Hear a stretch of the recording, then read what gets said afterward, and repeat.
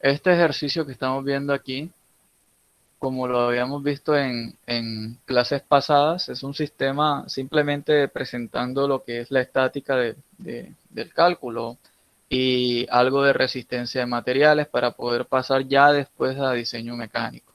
Entonces en el ejercicio nos dice un rodillo industrial con engrane, es decir, que el movimiento de entrada va a ser otorgado por un engranaje que se muestra en la figura, se impulsa a 300 RPM. Vamos a colocar aquí directamente entonces la velocidad angular para el fin que la necesitemos más adelante, que es impulsada a 300 RPM por una fuerza F, como la vemos acá, con un ángulo de presión de engranaje. Me voy a detener un momentico aquí.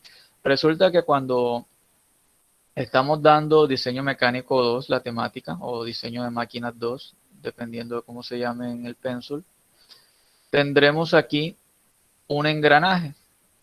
Cuando entremos al tema de engranajes rectos, principalmente porque es el primer enfoque, nos daremos cuenta que los engranajes tienen unas características en sus dientes, como lo es la involuta, que es este perfil cóncavo que vemos acá. Estos perfiles que están aquí nos indican algo, que en un ángulo de presión con respecto a un diámetro de paso, que es el diámetro donde hace el contacto la fuerza que vemos aquí, es decir, que esa fuerza que ustedes ven acá contacta en el diámetro de paso justo en esta parte, una fuerza F, y veremos algo que se llama ángulo de presión. Ese ángulo de presión realmente radica en la forma en que tiene el diente del engranaje. Hay ángulos de presiones de 14.5, ángulo de presión de 20, ángulo de presión de 25, son estándares de fabricación. Es decir, que nosotros no nos ponemos a inventar un engranaje nuevo, en el sentido de que voy a colocar un engranaje que tenga un ángulo de presión de 27. ¿De acuerdo? Porque si llegas a hacer algo por el estilo, te toca fabricar todos los repuestos. No vas a encontrar comercialmente ese ángulo de presión, dado de que existen ya comerciales ángulos de 15, que son los de 14.5, de 20 y 25. Ese ángulo de presión que me indica que con la tangente, la fuerza que realmente hace el par torsor, o el par, o la fuerza par, como la llamamos, va a ser esta fuerza tangencial. Y tendremos una fuerza radial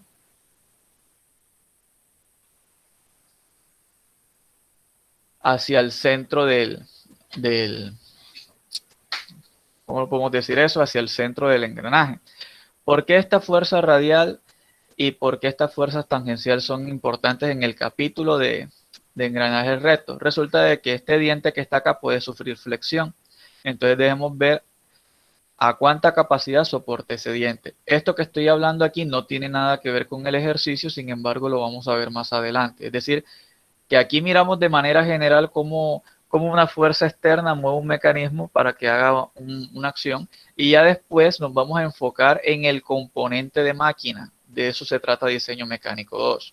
O sea que ya después, ya evaluado de que todo el mecanismo trabaja y demás, ahora hay que mirar si el engranaje en realidad está capacitado para que esas fuerzas puedan trabajar acá, porque existen unos esfuerzos que se llaman flexionante y de contacto, que si el engranaje no lo soporta, entonces simplemente fallará.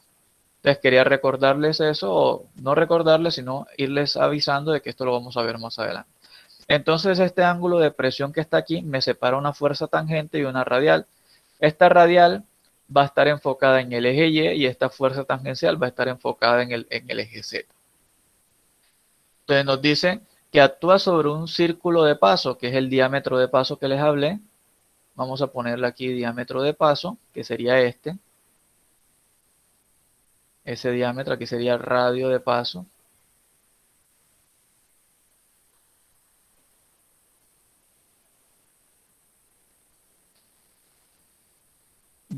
¿Cuánto es? De 3 pulgadas.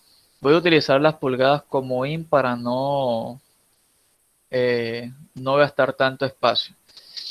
El rodillo ejerce una fuerza normal de 300 libras fuerza por pulgada.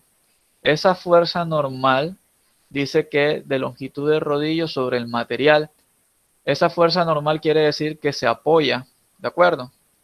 O sea que si yo hago aquí ¿qué será acá? Una sección de corte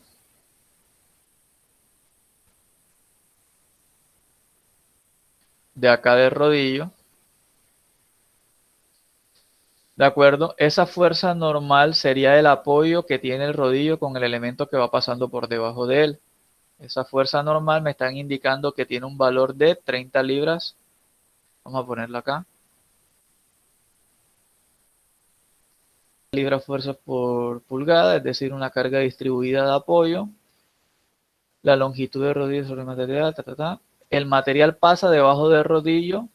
El coeficiente de fricción, me dicen que el coeficiente de fricción es de 0.4. Desarrolla los diagramas de momento flexionante y fuerza cortante del eje modelando la fuerza del rodillo como una fuerza concentrada en el centro del rodillo. Vamos a cancelar este punto A. Entonces vamos a verlo como cargas distribuidas. Vamos a concentrarnos primeramente entonces en sacar las reacciones y para ello primero saquemos cuánto vale esa fuerza de fricción.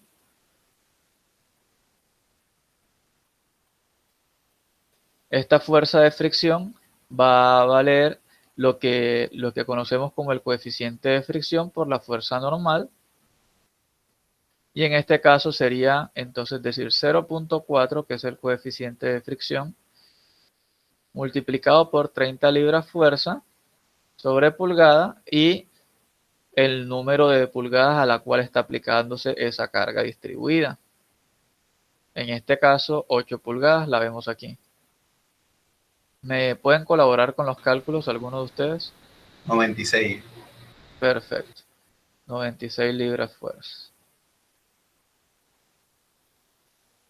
¿De acuerdo?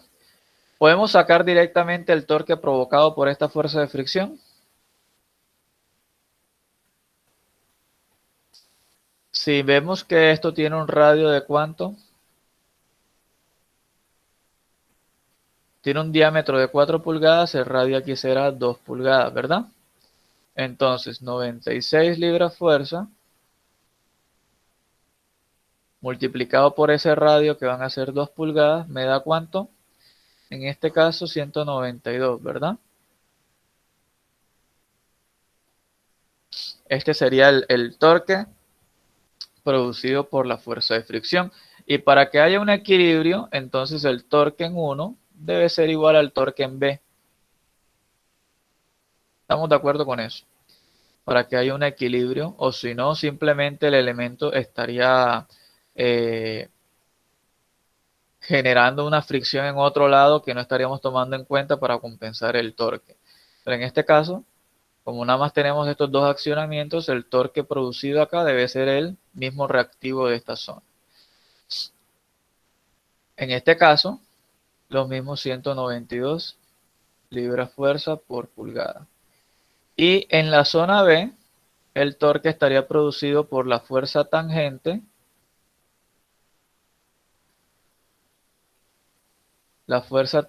por ese radio. ¿Cuál es el radio de acá? Si me dijeron que el diámetro de paso era 3 pulgadas, en este caso sería 1.5. Por lo tanto, ¿cuánto sería esta fuerza tangente? Sería dividir 192 libras fuerzas pulgadas sobre 1.5.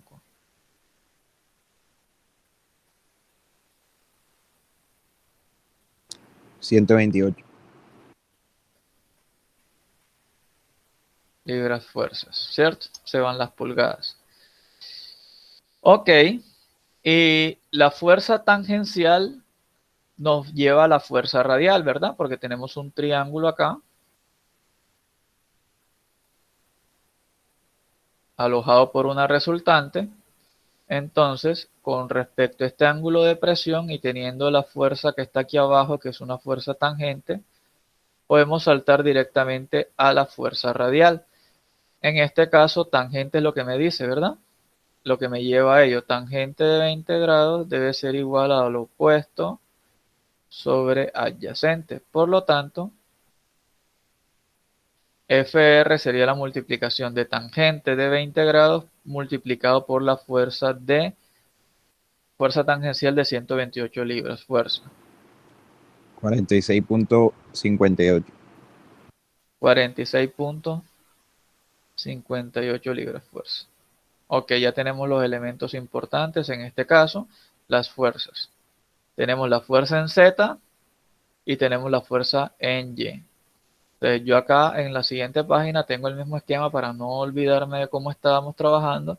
Entonces tendremos ahora la fuerza en Y. Vamos a hacer aquí aparte. Con respecto a cada plano te toca sacar primero las ecuaciones de cortante y demás.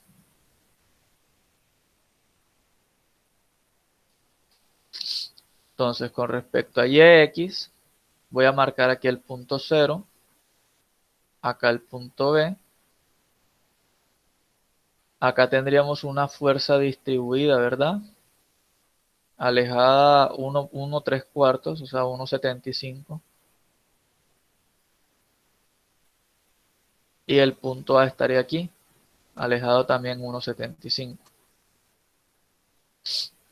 La fuerza que acabamos de hallar sería esta fuerza que está aquí, que sería la fuerza radial, 46.58 libras.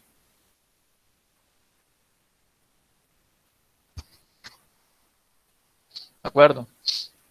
Y ahora lo único que conocemos es que esta de aquí es 30 libras fuerza por pulgada, sobre pulgadas, distribuida. Para poder hacer nuestros esquemas de fuerza, inicialmente la sumatoria de fuerzas nosotros la hacemos con las reacciones en positivo para que sea la misma ecuación la que nos diga en qué sentido van. No nos ponemos a inventar según lo que vemos aquí, sino que directamente las ponemos en positivo. La sumatoria de fuerzas en Y igual 0 y decimos en este caso igual 0, entonces sería igual a ROY más RAY más 30 libras fuerza sobre pulgada. Como carga serían 8 pulgadas menos 46.58 libras fuerza. Después decimos sumatoria de momentos. Vamos a decir en el punto 0 hacia acá positivo, igual 0. Y esto sería igual desde este punto, haciendo como giro en el punto 0. La primera carga distribuida que vemos aquí estaría dando un momento con respecto a su centro, o sea, es decir, como fuerza puntual hacia arriba, siendo esto un momento positivo, ¿verdad? ¿A qué distancia estamos desde allí? Aquí sería 30 libras fuerza sobre pulgadas por los 8 pulgadas, porque esto de aquí es fuerza. Ahora, la distancia sería 1 3/4 es 1,75 y la mitad de 8, 4, 5,75. ¿Cierto? Sí. Y esto sería aquí distancia. A ver, la reacción en A la dibujamos primeramente hacia arriba positivo, ¿verdad? Pues no sabemos hacia dónde va. Entonces, como la dibujamos positivo, para nosotros esto es esta fuerza positiva. Y entonces decimos RAY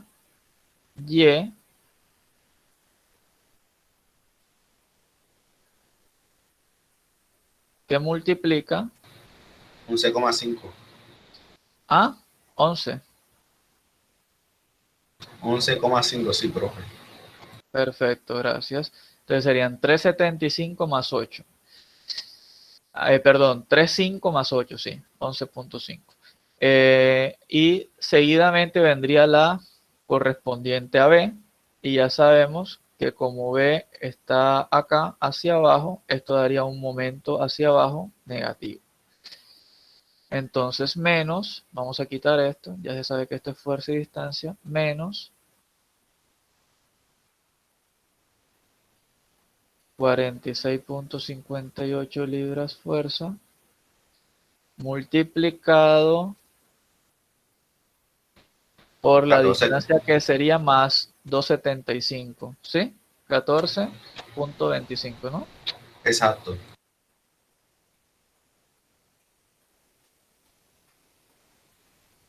Entonces serían 275 más 11.5, 1475. Y ya está igualado a 0. Entonces lo que vamos a despejar aquí es el único elemento que nos quedó de la ecuación como incógnita, que es RAY. Así que pasamos todo lo demás hacia el otro lado y le dividiremos 11.5.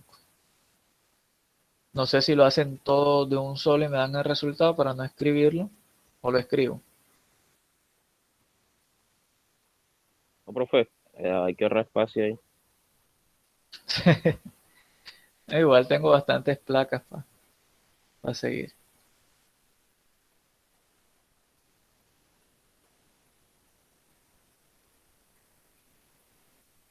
¿Cuánto sería RAY?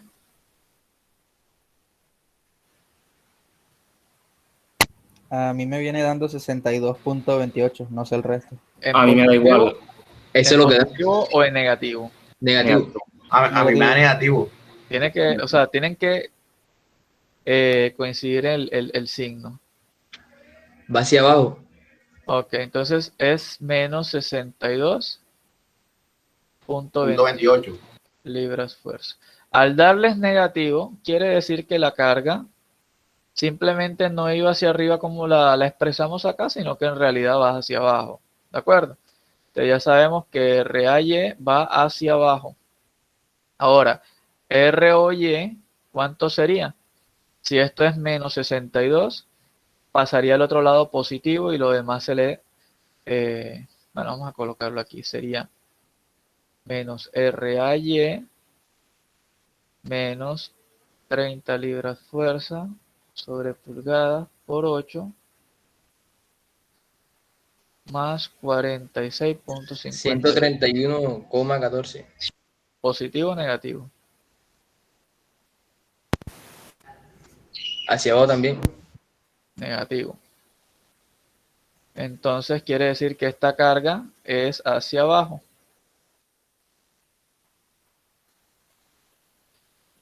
Por eso es lo importante de cuando en estática las reacciones siempre las tomemos al inicio como positivas para que sea la misma ecuación a la que nos dé el verdadero sentido. Y de esta manera simplemente en el esquema, si nos dice que era negativo, la ponemos hacia abajo. Y así no nos confundimos en que hayamos colocado esta hacia arriba sin querer y la otra hacia abajo y después ya se nos daña todo el sistema. Ok. Guárdenme estos datos, por favor. ROY y RAY, porque aunque tenía que ahorrar espacio, me llevé todo el espacio. Entonces vamos a pasar a la siguiente placa. Y en esta placa lo que vamos a hacer es hacer los diagramas de cortantes y vamos a sacar enseguida los momentos. Entonces vamos a utilizar el método de corte. ¿Se acuerdan de ese método? Sí, profesor. Entonces vamos a hacer el método de corte. Primero que todo voy a dibujar nuevamente aquí y X para saber en dónde vamos a hacer los cortes. Entonces tenemos un punto 0, tenemos una carga distribuida,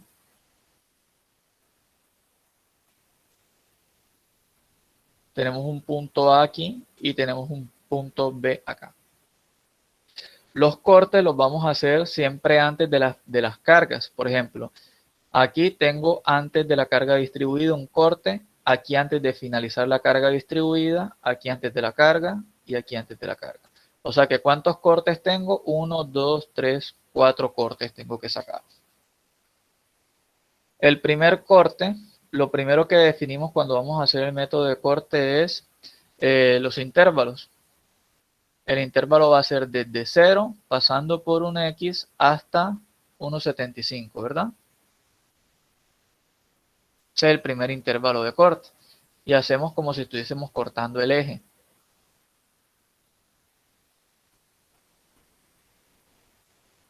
Aquí corté el eje, este es el punto 0.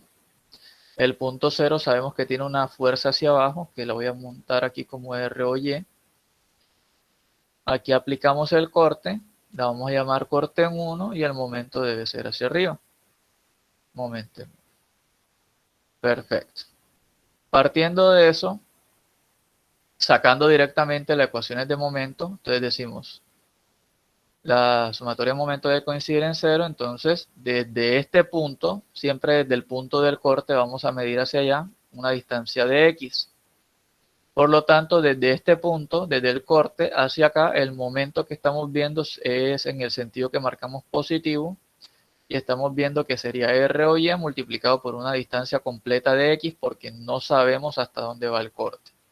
Sabemos que el intervalo es hasta acá, pero no sabemos hasta dónde va el corte. Entonces, sería R o Y multiplicado por X. Más, en este caso, M1.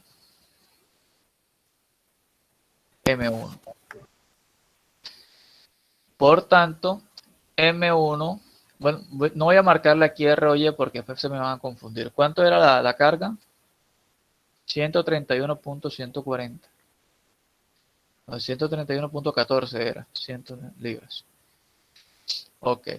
Entonces M1 va a ser menos 131.14 libras fuerzas multiplicado por X. ¿De acuerdo hasta ahí? Esto es estática nomás.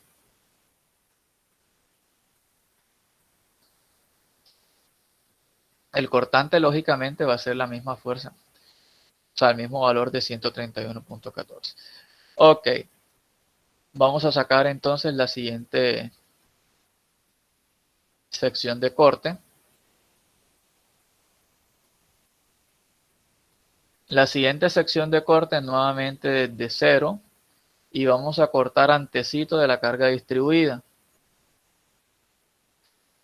Nuevamente tenemos aquí la fuerza, que es de 131.14 libras fuerza. Y todavía no tenemos fuerza del otro lado, así que vamos desde 0. El intervalo será desde 0, desde 1.75, pasando por un X hasta... Ah, no, ya aquí ya llegué a la... Y aquí llega la carga, perdón. El segundo corte ya es al finalizar la carga distribuida, discúlpenme allí. O sea, la corto antes de finalizar la carga distribuida. Porque el primer corte fue hasta aquí. El segundo corte va desde aquí hasta acá. ¿De acuerdo? Y aquí serían 9.75. El intervalo. Por lo tanto, corte 2, momento 2. El mismo sistema. Serían 131.14 libras fuerza. Desde aquí hasta allá es completamente un X. Multiplicado por X para el primer momento. Ahora tenemos un segundo momento que va a ir al sentido contrario. Pero aquí quiero aclarar algo para recordarles. El momento se aplica en la mitad de la carga distribuida. ¿De acuerdo? O sea, el momento de esta carga distribuida va en la mitad de la carga distribuida, pero realmente lo que conocemos de este aspecto, de esta medición, de esta distancia que hay de aquí hasta aquí, es que sería X, toda la distancia de X menos este tramito, menos el intervalo de 1.75. ¿De acuerdo? O sea que este pedacito de aquí a acá mide X menos 1.75. Por lo tanto, la mitad de ese pedacito, ¿cuánto medirá? X menos 1.75 medio. Exactamente. Entonces, aquí, este pedacito sería X menos 1.75 entre 2. ¿De acuerdo? Entonces sería aquí menos. Toca colocar 30 libras fuerzas sobre pulgada Aquí no le puedo multiplicar directamente por, uy, borré todo, 30 libras fuerza sobre pulgada. No le puedo multiplicar directamente por 8 porque yo no tengo los 8 aquí, sino que tengo es, tengo es x menos 1,75. No tengo los 8. Tengo un intervalo. Esto de aquí hasta aquí sería la fuerza. Ahora me toca multiplicarle fuerza por distancia. La distancia sería x menos 1,75.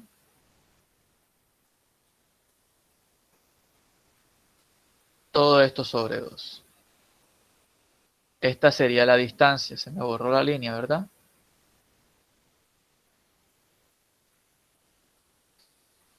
Y ahora faltaría más m2. Por lo tanto, m2 va a ser igual. Esta parte siempre va a seguir. Porque como está en todo el otro extremo, siempre va a estar con respecto al mismo x. Es decir, a todo el desplazamiento de aquí hasta allá. Esta parte pasará a positiva.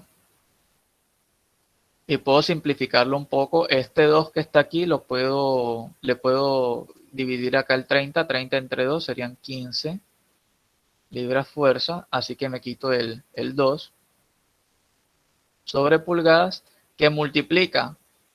Si esto fuera x y esto x sería x al cuadrado. Entonces 1,75 elevado a la 2. ¿De acuerdo?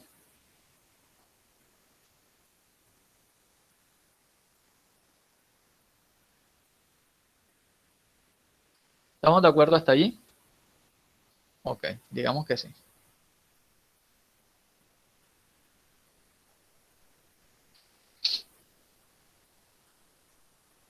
Ahora viene el corte hasta A. El corte hasta A. O sea, 3,5 más 8, que es 11,5. El intervalo va a ser desde 9,75 porque las ecuaciones siempre van a ir, solamente las puedo aplicar desde cada intervalo. Si tengo un valor que no está en este intervalo, no la puedo aplicar. Un valor de x que no está en este intervalo, no la debería poder aplicar.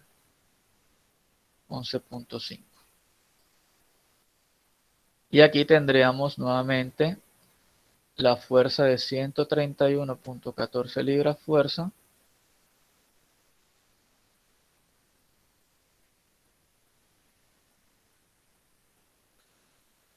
Y el corte, que ya vería toda la fuerza distribuida completa hasta A. Perdón, hasta A no, hasta antecito de A. Entonces tengo aquí un corte B3, un momento hacia arriba M3. ¿De acuerdo hasta allí? ¿Estamos ok? Sí, profe. Sí, profesor. Bueno, miren, aquí les quiero explicar algo. Yo puedo hacer esto. Puedo volver esto, como ya veo completamente los 8, ¿verdad? Y aquí ya vemos los 8, puedo volver esto una fuerza directamente puntual como la utilizaríamos. Y el momento lo aplicaríamos hasta la mitad de aquí. Es decir, colocaríamos x menos la distancia que hay de 4 más 1,75, 5,75. O puedo hacer esto. Voy a colocarle mejor para no confundirlo. Voy a ponerlo aquí directamente. No se puede poner por X medio simplemente. Voy a colocarles aquí directamente. Ustedes saben que ya cuando uno despeja esto, lo que va a hacer es que todo quedó en sentido contrario, ¿verdad? Entonces, M3 se iría haciendo así. Que quiero mostrarle dos formas para que se den cuenta cómo la utilizamos ya en diseño mecánico. Aquí sería el mismo elemento, pero como ya yo lo veo completo, ya yo pondría así 30 libras fuerza sobre pulgada por 8. ¿Cierto? Porque ya yo veo el intervalo completo. Y la distancia sería X. La distancia sería X menos la distancia que vemos de aquí hasta acá, que sería 5,75. X menos 5,75. Y de esta manera quedaría la ecuación del momento 3. ¿De acuerdo? Yo aconsejo no hacerlo así. Yo aconsejo hacerlo de una estructura de ecuación completa. ¿Cuál es una estructura de ecuación completa? Fíjense lo que voy a hacer. Hago de cuenta de que la carga distribuida realmente no terminó, sino que la carga distribuida sigue siendo cortada al final. ¿Me voy a entender? Si la carga distribuida fue cortada hasta el final, entonces esta continúa hasta acá. ¿De acuerdo?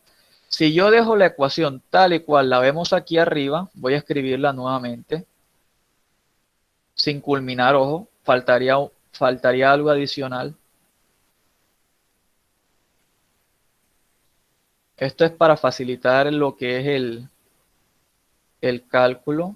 O sea, ya lo colocaría directamente sin necesidad de cambiar la estructura. Elevado al cuadrado. Fíjense qué es lo que estoy haciendo aquí. Aquí, ¿qué estaría haciendo? Viendo que la carga distribuida continuó hasta el final, ¿verdad? ¿Cierto? Continúa hasta el final y que el momento ahora se sitúa como por acá. ¿De acuerdo? Pero técnicamente lo que yo estoy haciendo aquí o lo que yo voy a hacer es esta observación. Fíjense. Si yo este pedacito que está acá se lo resto a esto, entonces tendría solamente esto de aquí. Entonces hago esto. Como se lo voy a restar, le digo menos, porque es un cambio de signo, menos, bueno, voy a colocarlo acá abajo, menos la misma carga distribuida, y ahora lo coloco por el intervalo que le estoy restando. El intervalo que le estoy restando en realidad es X menos, ¿cuánto es hasta aquí? Lo que tenía al inicio del intervalo.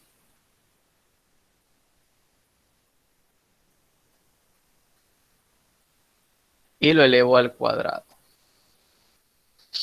De esta manera, así como lo estoy estructurando, le estoy diciendo que el momento que estaba tomando aquí en cuenta resultante va a ser la resta de estos dos, y en este caso la resta de uno completo por el cachito que está aquí, me queda el excedente. O sea, esto de aquí. Perdón, esto de aquí. ¿Por qué, profesor? Pero ¿por qué la extiendo un poco más complicado si aquí ya estaba directa? Resulta que cuando estamos aplicando ecuaciones o estamos aplicando las integrales, es mucho más beneficioso hacer el sistema completo que ir puntualizándolo, porque nos va a poder crear de pronto en proximidades conflictos. Y de todas maneras ya esta parte de la ecuación siempre va a ser igual, o sea que esta parte no va a cambiar. Por más que lo extienda ya no va a cambiar. ¿Por qué? Porque fíjense, si hago el último corte, que es hasta B, ¿cierto? Hago el corte hasta B. Bueno, hasta antecito de B, voy a poner aquí B adelante. Sería el cuarto corte y el momento. Lo que me estaría reflejando esta ecuación es que nuevamente tengo mi carga distribuida hasta aquí y ahora le estoy añadiendo hasta acá. Y ya yo no tendría que hacer más cambio en la ecuación. ¿Por qué? Porque aquí me dice X menos 9,75. O sea que siempre va a ser desde aquí hasta donde finalice el corte. Siempre. O sea que le voy a seguir restando el excedente para que me quede la parte que sí existe en el sistema. No sé si me di a entender allí con este método.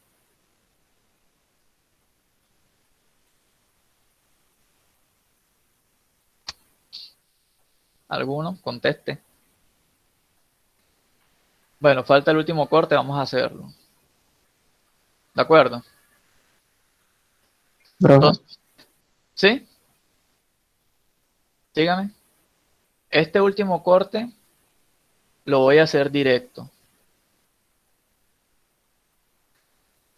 Entonces va a ser exactamente todo esto mismo, menos 131.14 libras fuerza. Importante, siempre deben marcar hasta desde dónde a dónde son los límites. O sea que este es 11.5 pasando por un X hasta 14.25. ¿Alguien iba a decir algo que escuché, profe?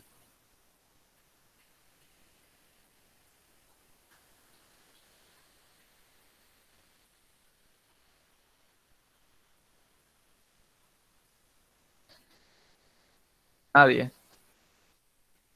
Ok. Están sonando unos taladros por acá.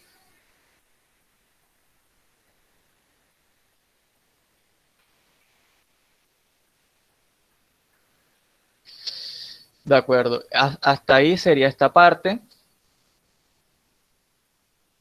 ¿Y ahora qué fuerza aparecería aquí? Aparecería la fuerza de A. ¿Por qué? Porque ahora voy hasta B. Mejor hago el esquema del corte porque después no nos confundimos.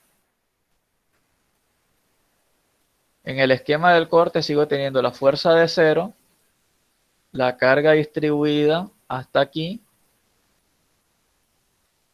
y la que le estoy extendiendo para restar.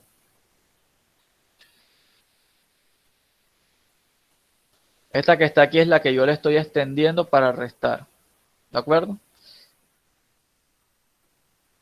Y tendríamos aquí la fuerza de A. ¿Que era cuánto? 40, no, era 62.28.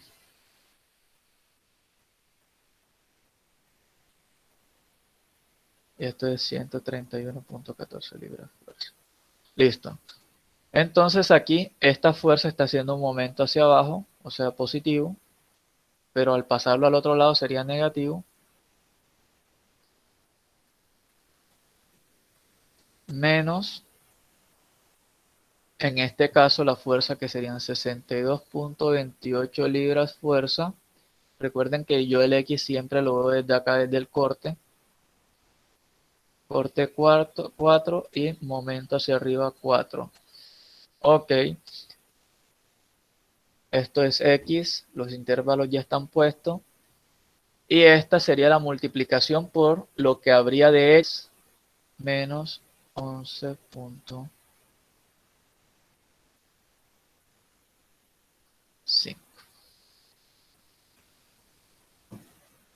Alguien me iba a preguntar algo, sigo pensando que alguien me iba a preguntar algo.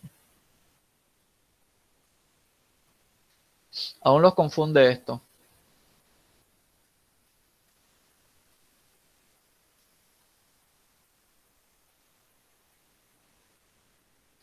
Ok, bueno, miren, ¿para qué llegué hasta acá? Resulta que cuando nosotros aprendemos diseño mecánico, o más que todo esto es resistencia a materiales, sabemos que la función del momento, el momento, vamos a colocarlo en otro colorcito, el momento en realidad es igual a el módulo de elasticidad por el momento de inercia que tenga la sección transversal multiplicado por la segunda derivada de la deflexión que tenemos con respecto al desplazamiento.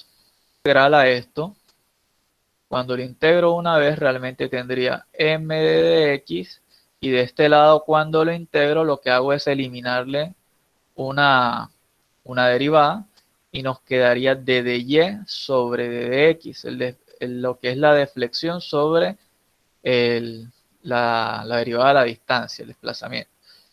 Y esto a su vez es igual a decir que es el módulo de elasticidad, momento de inercia, multiplicado por el ángulo de deformación. ¿Qué es ese ángulo de deformación? Si en una X parte hay un desplazamiento, este ángulo que estamos viendo aquí sería ese teta.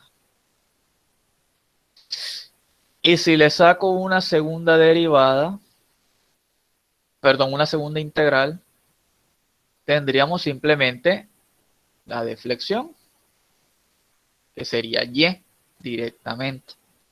Entonces, de esta manera yo puedo calcular, según los esquemas o las ecuaciones o funciones de momento que tengamos, puedo calcular directamente la deflexión o el ángulo. Momento el punto 4 y vamos a sacarle lo que son la primera y segunda integral. Una integral a esto para que nos dé, bueno, ya aquí nos daría, si le sacamos una integral ya sabríamos que estamos multiplicando aquí por teta. ¿Cierto? Porque esto sería el momento en 4. En este caso, cuando hacemos esto, lo único que vamos a obtener es que al sacarle la integral a cada componente, porque simplemente se están sumando, los únicos elementos relevantes son las x, porque los demás son constantes. Aquí quedaría x a la 2 sobre 2. ¿De acuerdo? De esta parte, todo esto lo volvemos una u. Si le sacamos la integral a u, quedaría u a la 3 sobre 3. Después reemplazamos el valor de u y ya nos queda lo mismo que tenemos ahí. Entonces tendríamos aquí sobre pulgadas y aquí tendríamos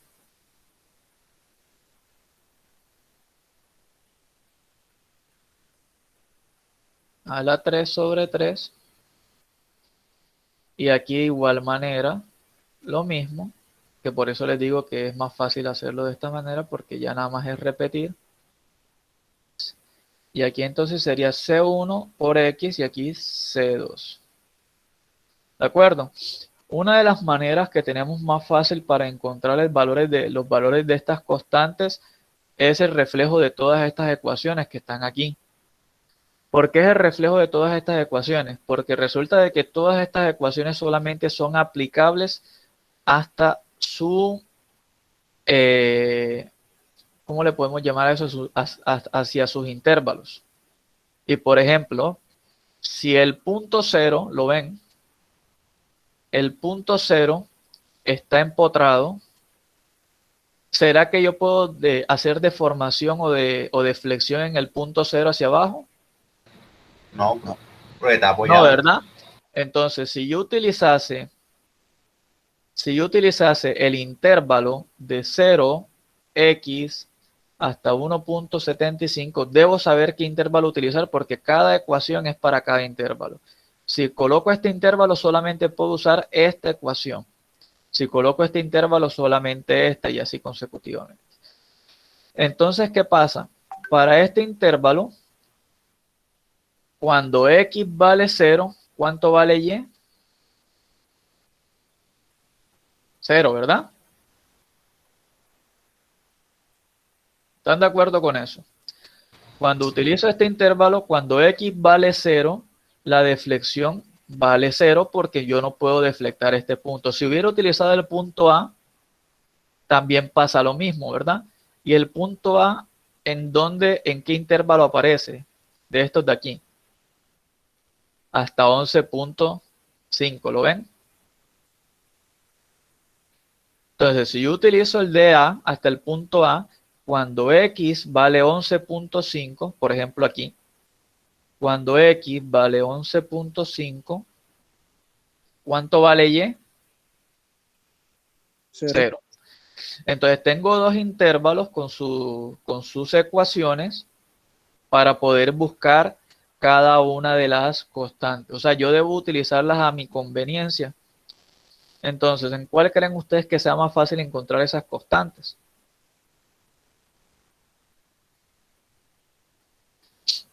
Por ejemplo, en este primer intervalo que está aquí, si lo integramos dos veces y le decimos que x vale 0, todo vale 0, ¿verdad? Por lo tanto, donde esté el C1 por X más C2, cuando le diga que X vale 0, todo esto va a valer 0, esto va a valer 0. Entonces, C2, ¿cuánto vale?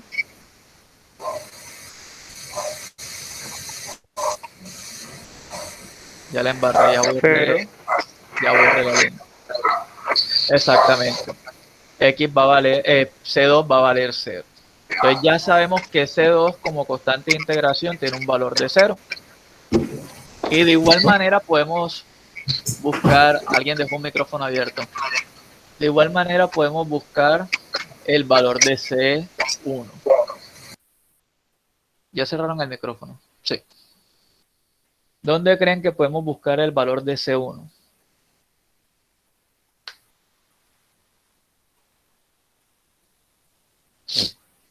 Entonces, fíjense. Esta ecuación que yo tengo aquí, ¿sí la ven? Se puede utilizar desde 11.5 hasta 14.25. Por lo tanto, si yo digo que X vale 11.5, ¿cuánto vale Y en 11.5 como lo indicamos aquí atrás? 0. Vale 0. Vale 0. Y si ya sabemos por la ecuación 1 que la constante de integración 2 vale 0, entonces, si Y vale 0, ¿esto a qué se vuelve? 0. Se vuelve 0. Y si yo reemplazo el valor de 11.5 en todo lo demás sabiendo que C2 es igual a 0, entonces puedo despejar a C1, ¿verdad? Porque me quedaría una igualdad a 0 que podría pasar todo lo que está sumando o restando al otro lado y mandarla a dividir el X del C1 y hallar a C1. ¿Será que alguno de ustedes lo hace de buena fe? Entonces, cuando X vale 11.5, Y igual 0, C1 sería igual a, no sé, quedo esperando a si alguno de ustedes me hace ese gran favor. Bueno, por lo menos sabemos que esta parte se hace 0, ¿verdad? Al ser X 11.5, esto se va. Y ya así podríamos saber las constantes de integración. Bueno, aunque vamos a dejarlo hasta aquí el ejercicio, puesto de que el significado de lo que quería recordarles como esta primera clase de diseño mecánico era recordarlo de lo que era primero que todo, el balance, el sumatorio de fuerzas, sumatorio de momentos, el método de secciones, que este método de secciones se da tanto en resistencia de materiales como en estática, y las ecuaciones integrales para poder calcular lo que es la deflexión y el ángulo, las hallamos con las ecuaciones de diseño mecánico.